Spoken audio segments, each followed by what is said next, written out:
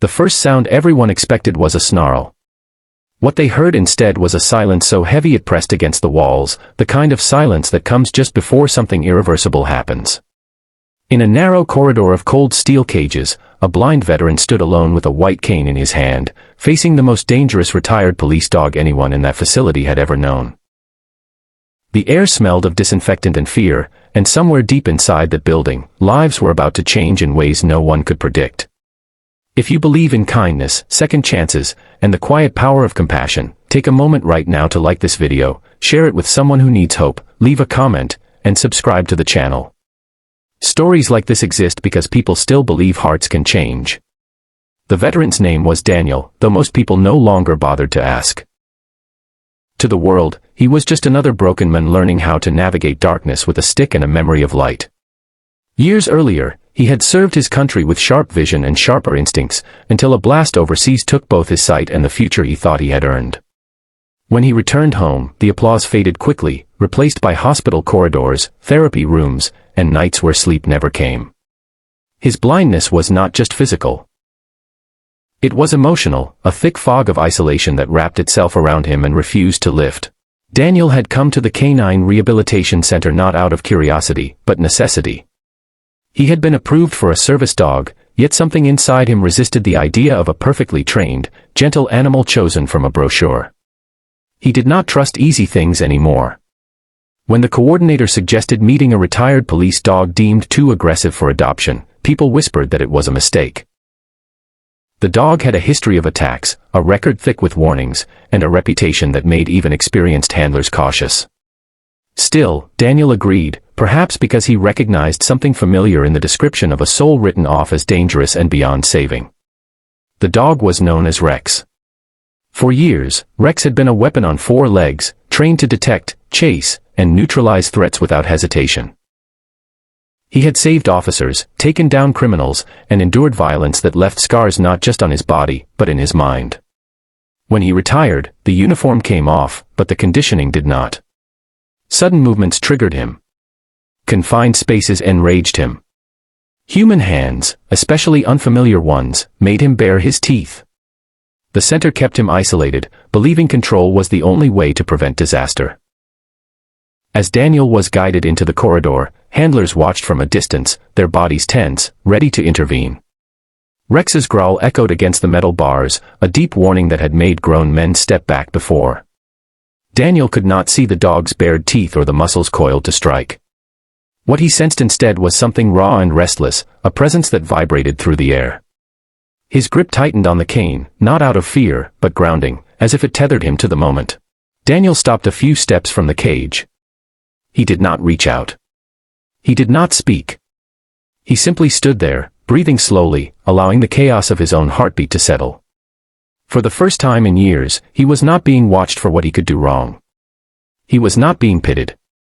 He was simply there, existing in the same broken space as another being who had given everything and been discarded when he could no longer perform. Rex lunged once, slamming against the bars, his bark sharp and explosive. The handlers flinched. Daniel did not move. His face remained calm, not because he was brave, but because he understood what it meant to live with constant alarms screaming inside your head. He angled his body slightly away, a gesture of respect he had learned in training, and lowered his breathing even more. In that moment, without sight, without words, he offered something Rex had not felt in years. Non-threatening presence. Minutes passed. The barking softened into heavy panting. The growl faded, replaced by a confused whine. Rex's world had always been loud, filled with commands and consequences. This quiet was unfamiliar. Daniel slowly sat down on the cold floor, his back against the opposite wall, placing himself lower, smaller, vulnerable. It was not a strategy. It was instinct. 2 damaged souls meeting in the only language they both understood, survival. Rex approached the bars again, slower this time. His ears lowered. His nose pressed forward, drawing in the scent of the men who did not smell like fear or dominance, but like hospital soap, old leather, and loss. The dog's breathing matched the rhythm of Daniel's chest. Something inside Rex shifted, a crack in the armor built by years of relentless training. Over the following days, Daniel returned. Each visit followed the same quiet ritual. He would sit. He would breathe. He would wait. Slowly, Rex stopped barking altogether when Daniel arrived. He lay down near the bars, watching with eyes that no longer burned with rage but searched for understanding. Staff members began to notice changes they could not explain. Rex ate better. He slept longer. He stopped snapping at shadows. Then came the day that shocked everyone. Under controlled supervision, the cage door was opened a few inches, enough for risk, not enough for escape. Rex froze. Daniel remained seated, unaware of the physical distance now separating them. Rex stepped forward, hesitated, then did something no one thought possible. He pressed his head gently against Daniel's knee. The handlers held their breath. Daniel's hand trembled as it moved, slow and unsure, until his fingers rested against warm fur. Rex did not pull away. That touch unlocked something in both of them. Daniel felt useful again, needed. Rex felt safe, perhaps for the first time since his badge was taken away. Over weeks, they trained together, not through force, but trust. Rex learned to guide. Daniel learned to lean into dependence without shame. The most dangerous dog became the most attentive partner, alert not to threats, but to the fragile men who relied on him to cross streets, navigate crowds, and face a world that no longer waited.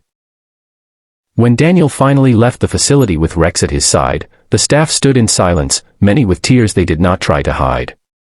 This was not a miracle built on perfection. It was redemption built on patience. 2 lives labeled failures, proving that damage does not mean defeat. If this story is touching your heart right now, please take a moment to like this video, share it with someone who feels forgotten, and let us know in the comments that stories like this matter. Your engagement helps keep hope alive.